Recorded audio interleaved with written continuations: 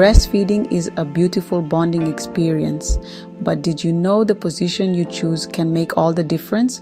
Not just for comfort, but also for your baby's feeding and health. Today, we're exploring the most common breastfeeding positions, their advantages, and some disadvantages you'll want to keep in mind. Welcome to Healthy Lifestyle Channel. As we proceed, kindly like, subscribe, and hit the bell for more parenting tips. Whether you're a new mom or looking to make breastfeeding more comfortable, understanding these positions can help you find what works best for you and your baby. Let's dive in. First up, the cradle hold, one of the most popular breastfeeding positions. Advantages: easy to learn, especially for new moms, provides close skin-to-skin contact, enhancing bonding. Convenient in most settings, no special pillows needed. Disadvantages: may not offer enough head support for newborns, can strain your arms and back during longer feeds. Number 2, the cross cradle hold, similar to the cradle hold but with more control over your baby's head.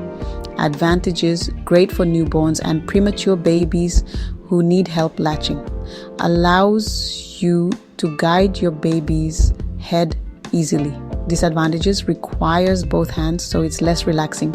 May feel awkward at first until you get used to it.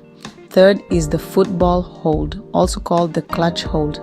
Imagine tucking your baby under your arm like a football. Advantages: ideal for moms recovering from a C-section. No pressure on the abdomen. Perfect for twins since you can feed both at once. Good option for babies with reflux as it keeps them more upright. Disadvantages: may require extra pillows for support, can feel less natural for some mothers. Fourth, the sideline position is a lifesaver during those late night feedings. Advantages: allows you to rest while nursing, comfortable for moms recovering from stitches or surgery, great for night feeds in bed. Disadvantages: requires practice to latch properly lying down, risk of accidentally dozing off, so always ensure a safe sleeping space. Fifth, the laid-back position, also called biological nurturing, is one of the most natural approaches. Advantages: encourages baby's natural feeding reflexes, very relaxing for mom, reduces nipple pain by helping baby latch deeply. Disadvantages: not ideal in public places since it requires reclining, may need extra pillows for proper support. Lastly, the upright position, sometimes called the koala hold. Advantages: excellent for babies with reflux or ear infections, works well for older babies who can sit upright. Disadvantages: not as comfortable for very young newborns, can be tiring for the mother if baby is heavy.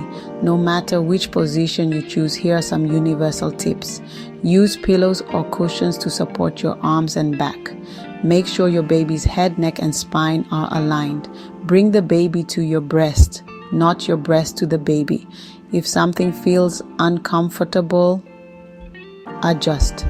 A good latch should never be painful. Remember, there's no one-size-fits-all when it comes to breastfeeding. The best position is the one that keeps both you and your baby comfortable and happy. Which of these positions do you find works best for you? Share your experience in the comments below.